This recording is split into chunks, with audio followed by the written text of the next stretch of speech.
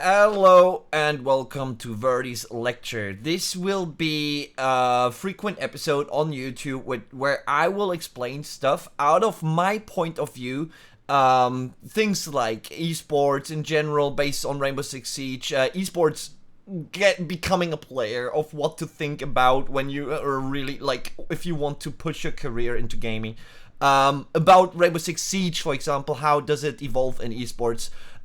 Game development itself based on esports facts, etc, etc. So there's a lot of things to talk about from my point of view, because I think that sometimes many people are having issues understanding, and they're more pressuring than actually understanding where the market is, what's like kind of an issue, and instead of yelling they should help. So there's kind of there's a lot to talk about, let's say, and I will put this videos like this in I hope in a high frequency on YouTube, so you can discuss with me in the comments, you can leave a sub, or you can just yell at me to talk so much crap. So let's see about that. But our first topic is esports ready, game development and community growth. Actually, this is more based on Rainbow Six Siege, because this is obviously my main focus, because I love the game so much. Let's go about the age of the game. The game was released December 2015. Now we have it March 2017. And based on this kind of age, the game has a lot of players. I just know the Steam charts. You can look them up yourself. And based on February, when we were at the Invitationals, we were checking the numbers, and the same age of when the Invitational were, the same daytime age, let's like call it a days, like I was like 380 days or something of age of a game. So based on that, compared to Counter-Strike, the game Rainbow Six Siege had more players on Steam than Counter-Strike had, like Counter-Strike Go had when it was released, and it was at the same age. That's actually pretty brilliant. That's awesome. And for everyone knows actually that the game is released on Uplay. So if we actually would know the numbers on Uplay, we would just probably explode in our minds, because there's so many players in Rainbow Six Siege right now. Even Ubisoft said, like, we never experienced, or we would never think about that we would have so many players in the game. That is amazing. That's so good, and it's just growing. I mean, we have more players than actually when the game was released. This is a tendency which is completely rare when it comes down to release games. When you look at Grey Goo or at Act of Aggression, those games were like peaking at the sale and then dropping dead. Like, this is what usually games have as a tendency. Like, they peak out at the release, like 2 days later, then maybe they try to get a recession again with a summer sale or whatever, and then they're dead. So right now, Rainbow Six Siege is completely opposite. It just grows, and it goes on. So, which is really good, and so it actually shows that people are committed to the game. And this is a very good foundation. Even the developers are committed. So based on the development, we have now facts like we have anti-cheat, bugs, new features, and patience. Those are my bullet points for development right now. So going through anti-cheat, we started out with Fair Fight. Everyone was yelling at Fair Fight. Okay, so at the beginning, there weren't much players. Well, there were a lot of players, but still, there weren't much. Fair Fight is a statistic-based kind of anti-cheat tool. So, for example, if a player is having 1,000 matches and he just has one death in those 1,000 matches, it will count him out and say, okay, this is statistically impossible, so we have to check him, and boom, he's out. But this is everything compared to every player. If you just have like 15 to 25k of players, you have not so much statistics to work on, so the anti-cheat tool can actually make a difference or work out as intended, because there's not enough players. So they realized it, and sooner or later they switched to BattlEye, and woo! That just amazing. I mean, that is pure amazing stuff when you go in game and you just see all the bad players being banned. So that problem has been taken care of in a very good fashion. So everyone was yelling, and they delivered. But the patience paid off, as you can see. So it's pretty good. So now, going over to bugs or to issues in the game. Everyone is crying about the hit drag and about other bugs, and I to be honest, I can't be more annoyed by that as I am right now. With the hit rec, did you see the invitationals? Yes. The teams qualified for it. Yes. What do? They live with these issues because they compensate on it. So practice to compensate it. Don't yell at the developers like, hey, you have to fix it or I won't play your game. They say, like, okay, then don't play the game. We have to work on it. It takes time. Yes. So live with it because you can compensate. Because if you have a hit rec, this is your model and here's the hitbox because the model is moving like this. Okay. Aim here, not on the model. This is like logical assumption. Just do it. There's no problem behind it. If they fix it, you reset. I mean, it's practice. This is just simple practice, okay? So it's like you play soccer on a very, very bad grass field. And then you have to get used to it because this is what you get. You have to practice on it, you have to play on it, you have to win your tournament. No one will cry about that. Well, they will cry because it's so bad, but obviously they still play. So go play on it and the same in game. Just play. I mean, practice to compensate on it. It's just good. They will work on it. They know because everyone is yelling.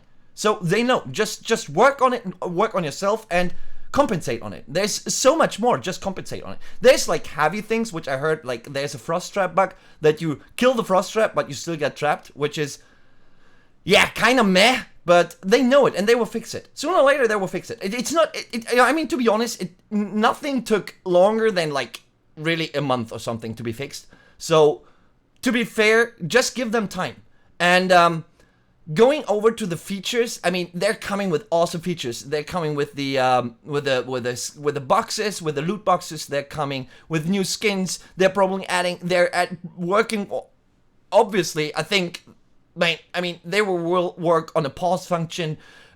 There's so much they're trying to fix into the game, which is amazing. I mean, you just saw all the videos. I mean, I hope they're working on the pause function, to be honest. But still, even though we can live without it, it just worked. The game will work. But there's so much they're adding. And, I mean, to be honest, every patch has just... it changed the game so much that it make the game even more lovely. And right now, I'm so much addicted to the game, I can't even stop playing. I mean, it's so good. Based on that, guys, please have patience. I mean, you have to be patient. They will deliver. Instead of crying, try to have constructive feedback. Constructive feedback is, okay, there's an issue here. You have the screenshot. Here's the video. Maybe solve it this way. So you post out the issue. You give an example of the issue. And you give an example of how to solve it. Like, you just give your opinion on how to solve it. Don't like, oh, this is bad.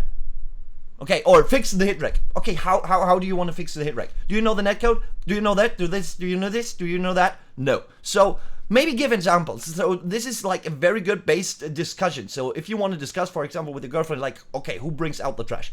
And you forgot it. So you're like, I forgot it. And she will be like, yeah, you forgot it. And you're like, yeah, but you could also bring it out. So you will just go back and forth. No, you discuss it like, okay, I forgot it. I'm so sorry. But you offer her in a kind of way, a new solution by saying, I will bring it out in 15 minutes after I finish my work.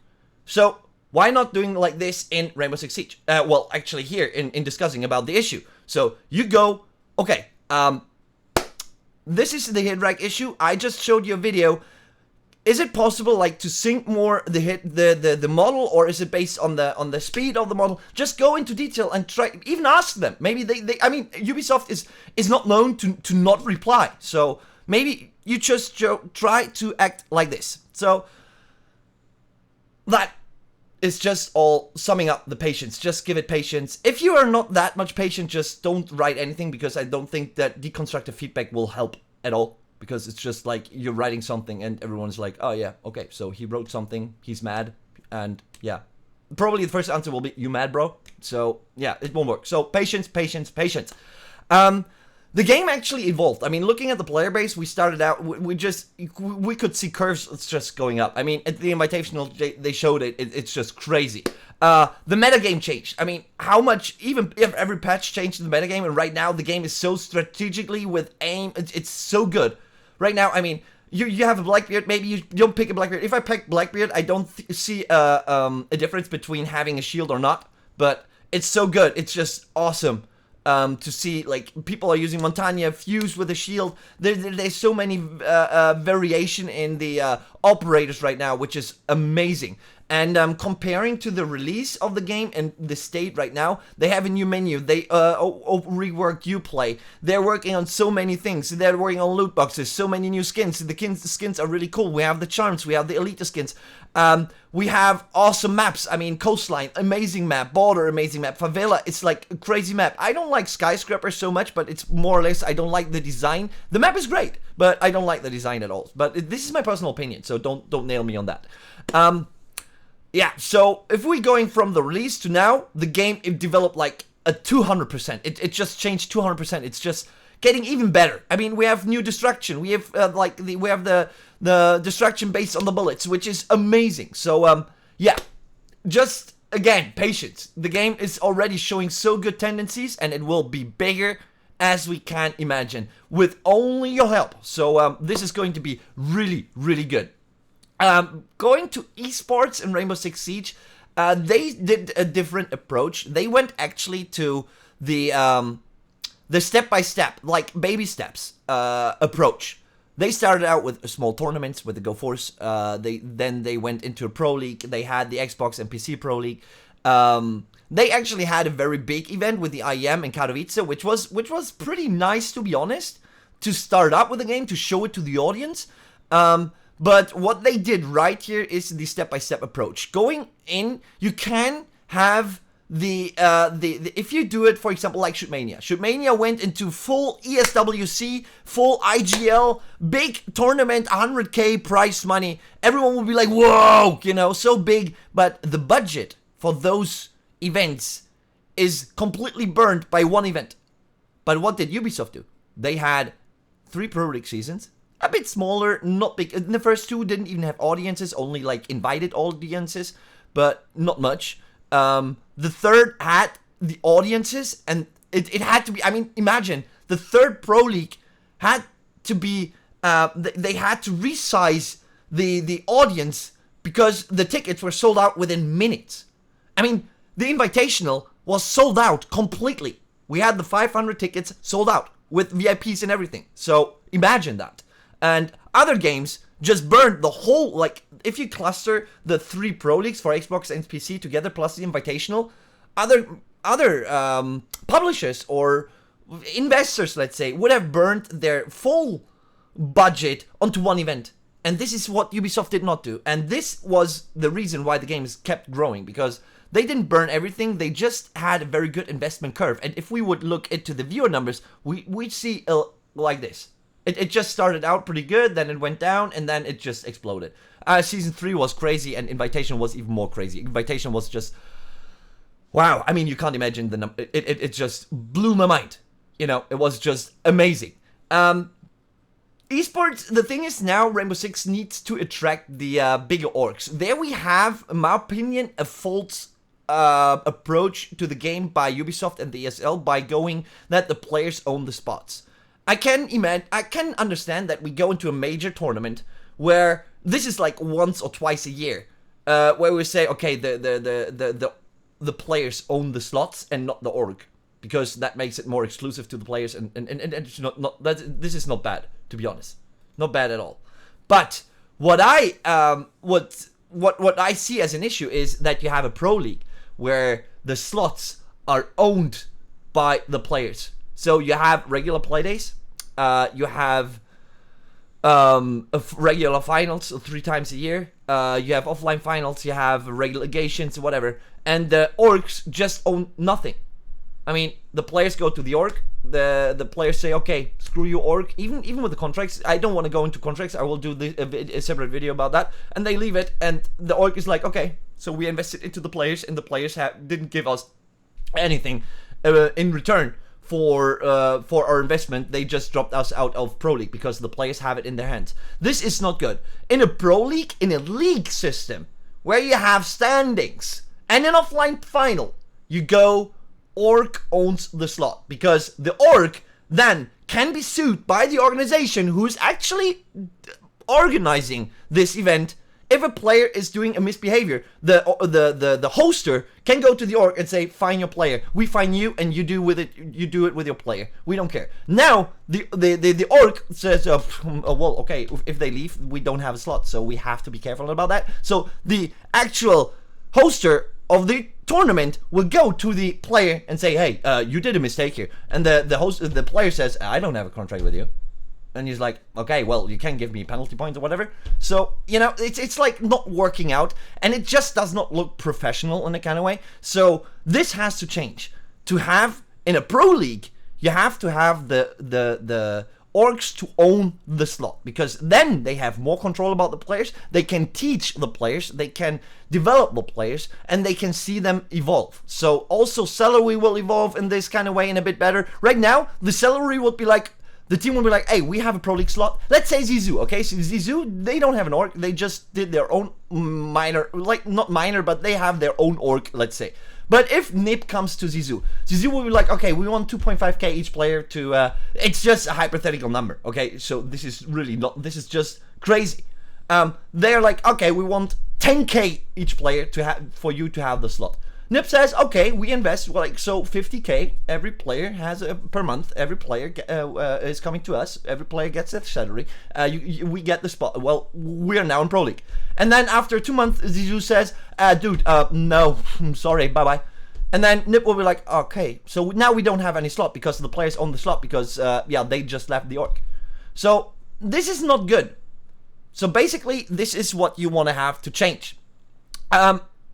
And this will, again, then, if we see the bigger numbers, like if we see maybe a nib, we already have a flip side, but if we see a Liquid, if we see an Energy or whatever organization, there is Luminosity, Immortals, Mouse Sports, maybe.